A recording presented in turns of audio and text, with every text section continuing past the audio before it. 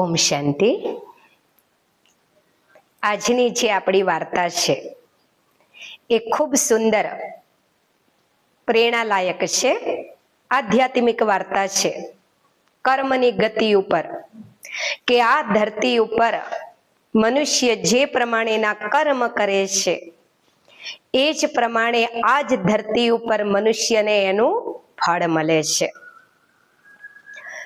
એની ઉપર આધારિત એક વાર્તા છે। એક ગામની અંદર એક નગર શેઠ રહેતા હતા, ખૂબ ધનવાન હતા। ગામ લોકો એમને મુખી તરીકે ઓળખતા હતા, પણ એ શેઠને થોડું એના ધનનું, પદ પોઝિશનનું થોડું અભિમાન હતું, એટલે ગરીબ લોકો સાથે, સાધારણ લોકો સાથે એ બહુ શિસ્તતાથી વાત ન કરે, એટલે લોકોને થોડા એ શેઠ અપ્રિય હતા। એક દિવસ બન્યું એવું કે એ જ ગામની અંદર એક ગરીબ પરિવાર પણ રહેતો હતો। એ પરિવારની અંદર એક ભાઈ, એમના પત્ની, એની સંતાન અને એમના ત્યાં એક ગાય હતી। સરસ સુખેથી રહેતા હતા, પણ અચાનક બન્યું એવું કે એ ભાઈના પત્નીને અડધા શરીરે લકવા થઈ ગયો હતો, એટલે પથારી વશ થઈ ગયા। હવે આ જે ગરીબ મજૂર હતો એના માથે ઓર જવાબદારી આવી ગઈ। ગરીબાઈ તો હતી જ પહેલાથી, પણ પત્નીની સેવા કરવી, ગાયનું કામ કરવું, બાળકને તૈયાર કરીને ભણવા મોકલવું, એનું કામકાજ કરવું, બધી થોડી જવાબદારી વધી ગઈ। તોય એ ગરીબ મજૂર પોતાનો જે કંઈ પાઠ હતો પિતા તરીકેનો, પત્ની તરીકેનો, બહુ સારી રીતે ભજવતો હતો। એક દિવસ એ ભાઈ એની પત્નીને કહે છે દીકરો સ્કૂલેથી આવે ત્યાં સુધીમાં હું ખેતરે જઈ અને ગાય માટે ઘાસ લેતો આવું, તો થોડી વાર આરામ કર। એની પત્ની કહે છે ભલે। હવે એ ભાઈ ખેતરે ઘાસ લેવા માટે ગયો।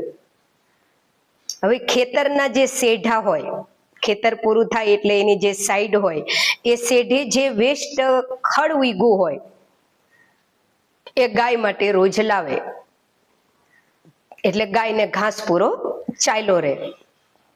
એ દિવસે એ ભાઈ ગાય માટે ઘાસ લેતો હતો, એટલી વારમાં ખેતરના જે શેઠ હતા, નગરના શેઠ, એ પોતાના ખેતર આગળ ગાડી ઊભી રાખી અને ગાડીમાંથી આયા બહાર। એમને જોયું કે મારા ગામનો જે પેલો મજૂર છે એ મારા ખેતરમાં કે છે ઘાસ લે છે, એની એટલી બધી હિંમત, મને પૂછ્યા વગર મારા ખેતરમાં પગ મૂક્યો। તો એ શેઠ બહુ જ ગુસ્સામાં ગાડીમાંથી નીચે ઉતરી અને જે પેલો મજૂર ખેતરના શેઢે ઘાસ લેતો હતો એની પાસે આવીને ઉભા રહ્યા। આઈને મજૂરને કહે છે કે તારી આટલી બધી હિંમત કેમ ચાલી મારા ખેતરની અંદર મને પૂછ્યા વગર ઘાસ લેવાની? તો પેલો જે ગરીબ મજૂર હતો એ બે હાથ જોડીને શેઠને કહે છે શેઠજી, મેં તમારા ખેતરમાં પગ નથી મૂક્યો, હું તો તમારા ખેતરના શેઢે જે આ વધારાનું ઘાસ ઉગ્યું છે એ મારી ગાય માટે લઈ જવા આવ્યો છું। શેઠ કહે છે નહીં નહીં, એ તો તે દૂરથી મારી ગાડી જોઈને એટલે તું ખેતરના શેઢે આવી ગયો છે, હું જ્યારે નતો ત્યારે તું મારા ખેતરમાંથી જ ઘાસ લેતો હતો। પેલો ગરીબ કહે છે કે નહીં શેઠજી, તમારી સામે હું જૂઠું કેવી રીતે બોલી શકું? તમે તો અમારા ગામના શેઠ છો, અમારા માટે ભગવાન સમાન છો, હું સાચું કહું છું, મેં તમારા ખેતરમાં ઘાસ નથી લીધું, હું તો તમારા ખેતરના શેઢેથી જ ઘાસ લેતો હતો। શેઠ અભિમાનમાં એટલા ચૂર હતા, હું પણ અંદર એટલું બધું શેઠની અંદર હતું કે ઈ હું પણાની આગળ, અભિમાનની આગળ એ ગરીબની આંખોમાં જે સત્ય ઝલકતું હતું એ પણ શેઠને બતાતું નતું. શેઠ કે છે નહીં, એ તો તું મારી બીકથી ફરી ગયો, બાકી તું લેતો જ તો મારા ખેતરમાં જ ઘાસ, અને તું મારા ખેતરમાં ઘાસ લેતો તો એની સજા આજ તને મળશે જ. મજૂર અંદરથી વિચારવા લાગ્યો કે મારા ગામનો જે આ શેઠ છે ને એ બહુ નિર્દય છે, ગરીબોને બહુ પરેશાન કરે છે, તકલીફ આપે છે. આજે હું હાથમાં આવી ગયો છું, મને નહીં છોડે, અવશ્ય કોઈ મોટી સજા આપશે. તો એ બિચારો ડરના માર્યો શેઠને હાથ જોડીને કે છે, શેઠજી, હું મારા એકના એક દીકરાની સોગન ખાઉં છું, મેં તમારા ખેતરમાં પગ નથી મૂક્યો, તમે મારી વાતને માનો શેઠજી. શેઠ કે છે નહીં, તું જૂઠું બોલે છે અને તને આજે તારા કર્મની સજા મળશે જ.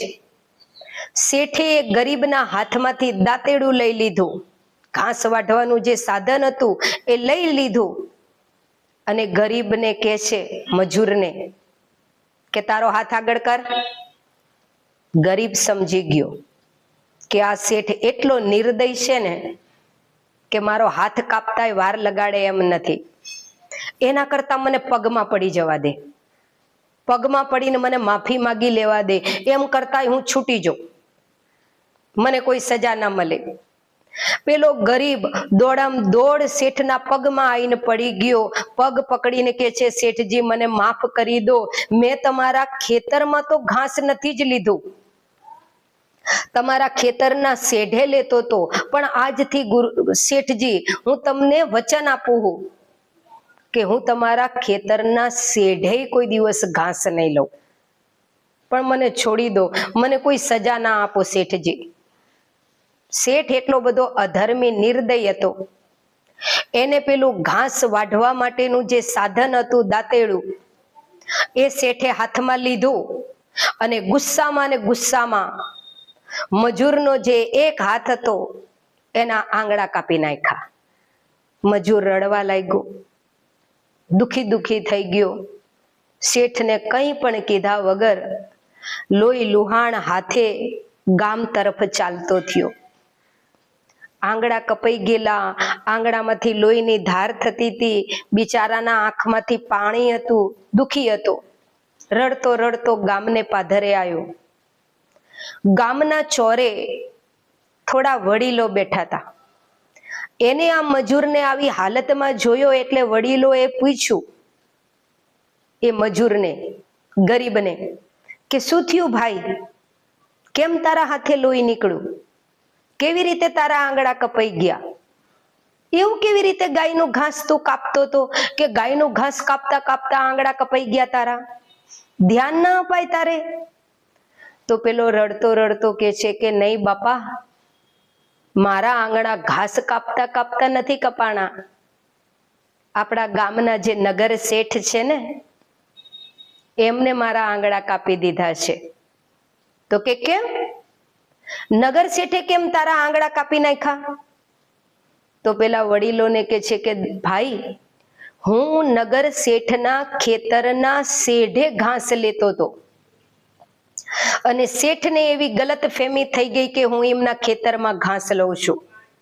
મેં શેઠને હાથ જોડીને પગમાં પડીને ખૂબ સમજાવવાની કોશિશ કરી, મારા દીકરાના સોગન મેં આપ્યા કે મેં તમારા ખેતરમાંથી ઘાસ નથી લીધું, પણ શેઠ કોઈ રીતે માનવા તૈયાર નતા અને એમને મારું ઘાસ કાપવાનું જે દાંતેડું હતું એનાથી મારી આંગળીઓ એમને કાપી નાખી, એટલે કે છે આ લોહી નીકળે છે. કરતો કરતો ગરીબ રડતો રડતો ઘર તરફ ચાલ્યો ગયો. ગરીબ જ્યારે ઘર તરફ જતો તો ગામના પાધરે જે પેલા વડીલો બેઠા હતા એ આપસમાં વાતો કરવા લાગ્યા કે આ શેઠે જે કર્યું એ યોગ્ય નથી કર્યું, બહુ ખોટું કર્યું છે. અભિમાનના નશામાં શેઠ પોતાના કર્મ તરફ ધ્યાન નથી આપતા કે કેટલી બધી બદદુઆઓ લઈ રહ્યા છે. ગરીબ જ્યારે ઘરે પહોંચ્યો, એની પત્નીએ જોયું કે એના પતિના હાથના આંગળા કપાઈ ગયા છે, હાથ લોહી લુહાણ છે. એની પત્ની પથારીમાં પડી પડી પૂછવા લાગી, શું થયું તમને, કેવી રીતે તમને વાગ્યું? તો ગરીબે જે કઈ આપવીતી હતી એ બતાઈ. જે કઈ ઘટના ખેતરમાં ઘટી હતી એ એની પત્નીને જ્યારે સંભળાઈ, ત્યારે એની પત્ની કહે છે કે આપણા ગામના શેઠ તો છે જ એવા, આપણે એમને નથી પહોંચી રહીએ કે એમ, બહુ ગરીબોને તકલીફ આપે છે. પણ ઉપરવાળો જોઈ રહ્યો છે ને, એક દિવસ ઉપરવાળા પરમાત્મા ભગવાન એ શેઠને એના કર્મની સજા અવશ્ય આપશે. માના ગરીબની બદદુઆ લાગીને પેલો જે ભાઈ છે એ તો બચારો ભલો ભોળો હતો, એના તો આગળા કાપી નાખ્યા તો એ દુખી થઈ ગયો, પણ કોઈ બદદુઆઓ નથી આપી. જ્યારે એની પત્નીએ એના પતિને આટલા બધા દુઃખમાં જોયો તો એની પત્ની ન રહી શકી અને એને દિલથી બદદુઆ આપી કે ઉપરવાળો તને અવશ્ય પહોંચશે, ઈશ્વર ભગવાન તને અવશ્ય સજા આપશે. આ વાતને થોડો સમય વીતો. ગામના એ શેઠ હતા, એનો એકનો એક દીકરો હતો.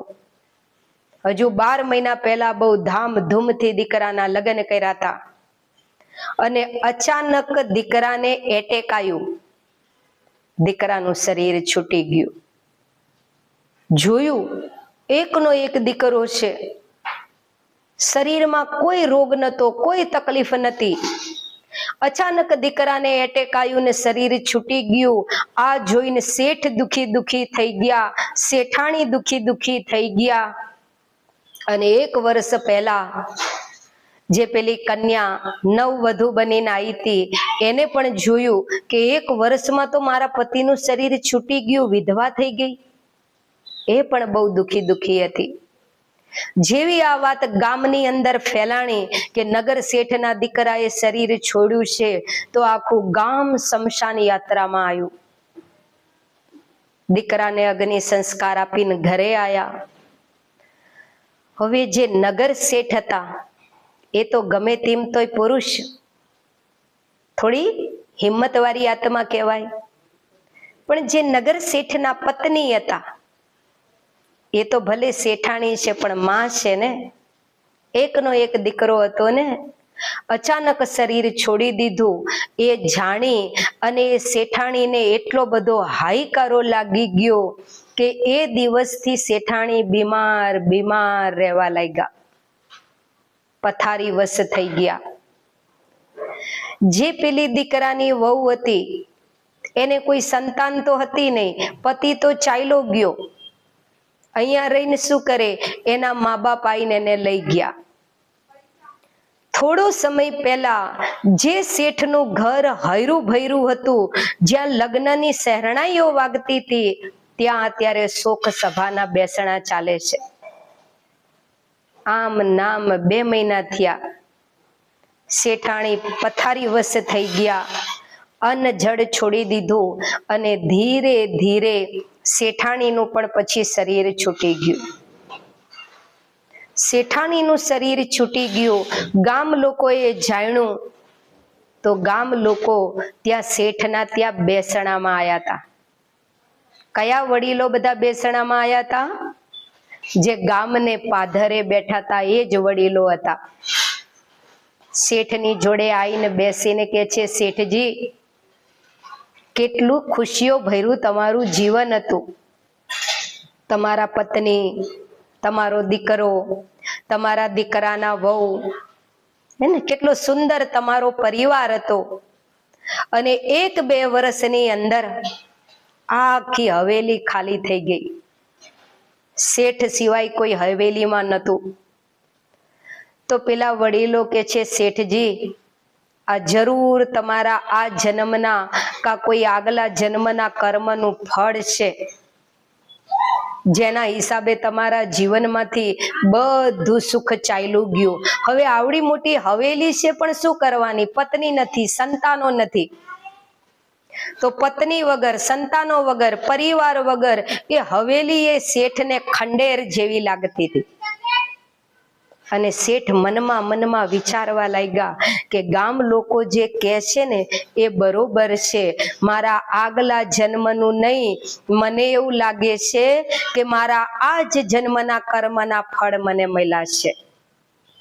જીવનભર મેં ગરીબોને બહુ તકલીફ આપી છે, બહુ પરેશાન કર્યા છે, એનું ફળ મને આ જન્મની અંદર જ પ્રાપ્ત થયું. તો દેખો, શેઠે જ્યારે ગરીબના આંગળા કાપી દીધા ત્યારે ગરીબની તાકાત નથી શેઠને સજા આપવાની, કારણ કે નગર શેઠ હતા ને, એમને કોણ પહોંચી રહે. ગરીબની તાકાત નથી શેઠને સજા આપવાની, પણ આપણા બધાનો પણ ઉપરી શેઠ એ પરમાત્મા ઉપર બેઠો છે, જે દરેકના કર્મને જોઈ રહ્યો છે અને દરેકના કર્મનો ચોપડો ઈશ્વર ઉપર બેઠો બેઠો લખી રહ્યો છે. જે આત્મા ધરતી પર જેવું કર્મ કરે છે, આજ નહીં તો કાલ એને એવું જ ફળ મળે છે. જેમ શેઠે નાના એવા ગરીબ પરિવારને, જે માંડ ગુજરાન ચલાવતું હતું, એક જ ઘરમાં વ્યક્તિ હતો જે આખા ઘરનું કામ કરતો હતો, ગાયનું, બાળકનું, એની પત્નીનું, એના જ આંગળા કાપી નાખ્યા અને આખા ઘરને નિરાધાર કરી દીધું. તો બધું આ તો લાગે કે ના લાગે? અને એ બધું આવો જ્યારે આપણા કર્મના ચોપડામાં લખાઈ જાય છે ત્યારે કોઈ ને કોઈ દુઃખ રૂપે આપણને પ્રાપ્ત થાય છે. કારણ કે આપણે આત્મા જ્યારે કર્મ કરીએ છીએ ત્યારે શરીર દ્વારા કરીએ છીએ, પાપ કરીએ કે પુણ્ય કરીએ એ શરીર દ્વારા કરીએ છીએ, અને જ્યારે એની સજા મળે છે ત્યારે આપણે શરીર દ્વારા જ ભોગવીએ છીએ.